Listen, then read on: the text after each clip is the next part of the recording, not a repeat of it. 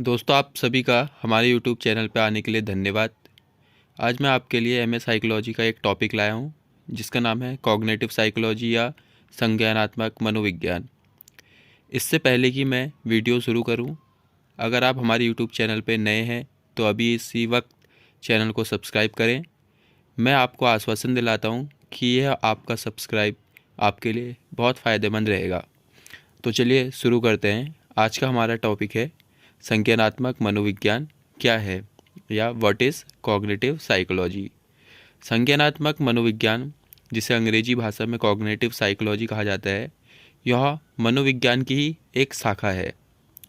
शाखा का मतलब है कि यह मनोविज्ञान का ही एक भाग है, जिसके अंतर्गत व्यक्ति के मानसिक स्तर का अध्ययन किया जाता है। इसके अंतर्गत साइकोलॉजी के सभी सिद्धांतों का उपयोग व्यक्ति की बुद्धि क्षमता को जानने के लिए किया जाता है। यह व्यक्ति के बुद्धि स्तर को जानने और उसे समझने में भी सहायता प्रदान करता है। देखिए, सबसे पहले शाखा से मतलब है मनोविज्ञान का एक भाग। ठीक है, मनोविज्ञान साइकोलॉजी का ही यह एक भाग है। इसका उपयोग किया जाता है मेंटलिटी लेवल या फिर बौद्धिक स्तर को जानने के लिए कॉग्निटिव साइकोलॉजी का उपयोग किया जाता है। इसके अंतर्गत व्यक्ति के द्वारा किसी विशेष परिस्थिति में की गई क्रिया एवं व्यवहार को केंद्रित कर अध्ययन किया जाता है, जिससे व्यक्ति के संज्ञानात्मक स्तर को समझा जा सके।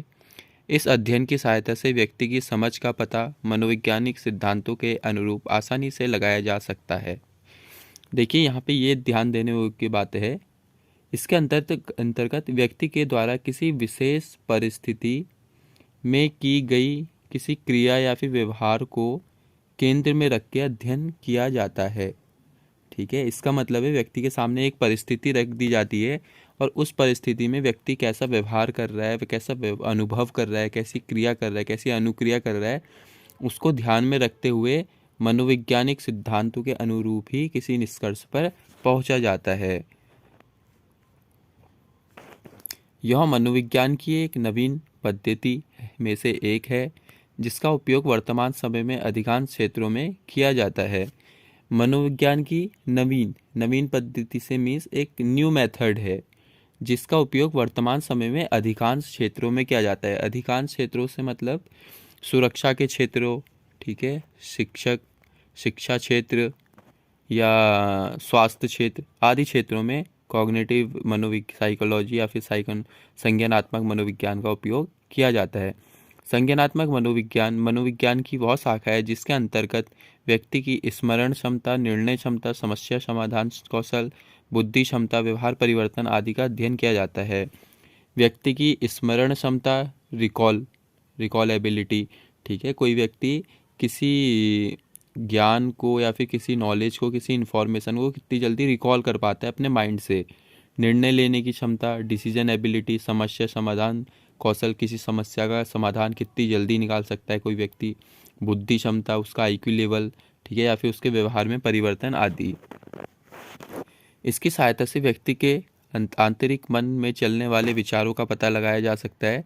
सामान्य शब्दों में कहे तो इसमें मनोवैज्ञानिक सिद्धांतों का उपयोग व्यक्ति के संज्ञानात्मक या फिर ज्ञानात्मक स्तर के को जानने के लिए किया जाता है। इसके अंतर्गत भी अनेकों मनोवैज्ञानिक परीक्षणों का उपयोग किया जाता है, जिससे व्यक्ति के संज्ञानात्मक स्तर का पता लगाया जा सके। यहाँ पे संज्ञानात्मक स्तर से मतलब व्यक्ति के बौद्धिक स्तर से है। ठीक है, तो आप संज्ञानात्मक को बौद्धिक या फिर बुद्धि के अनुरूप लेके चलें। संज्ञानात्मक मनोविज्ञान के अंतर्गत शिक्षा मनोविज्ञान, मानव मनोविज्ञान, व्यक्तित्व मनोविज्ञान आदि का अध्ययन किया जाता है। इसके अंतर्गत व्यक्ति की क्रियाओं का अध्ययन प्रमुख है, जिसके माध्यम से व्यक्ति के संज्ञानात्मक स्तर की जांच की जाती है।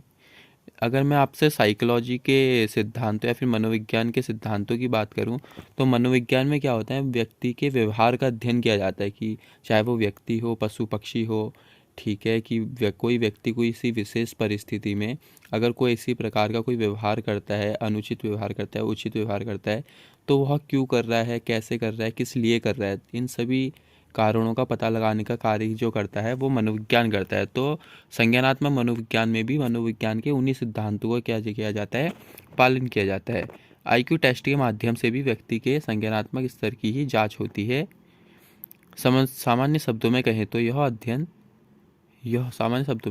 अध्ययन व्यक्ति के बुद्धि स्तर एवं क्षमता को समझने के लिए अत्यंत उपयोगी है।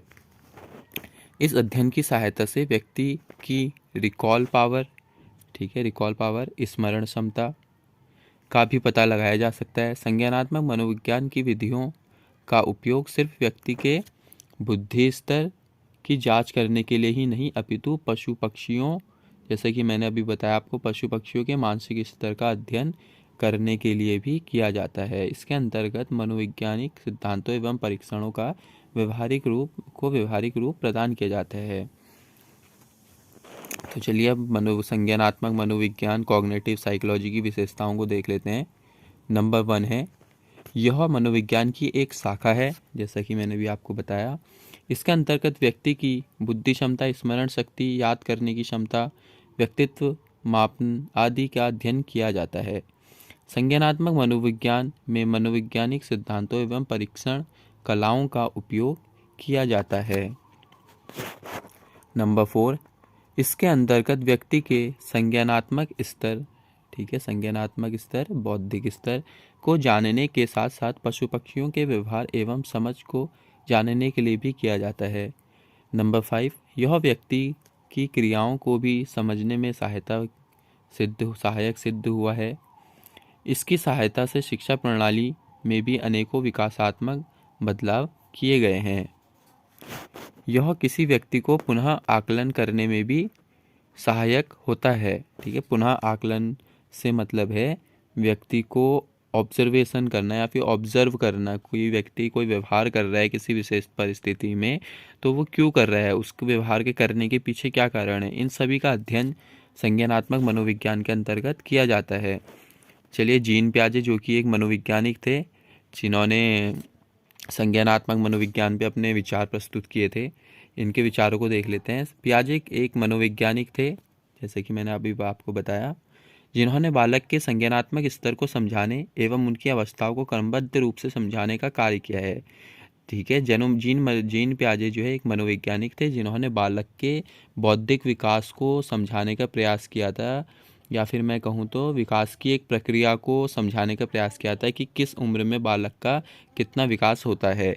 जीन पियाजे के इस सिद्धांत को पियाजेट थ्योरी के नाम से भी जाना जाता है।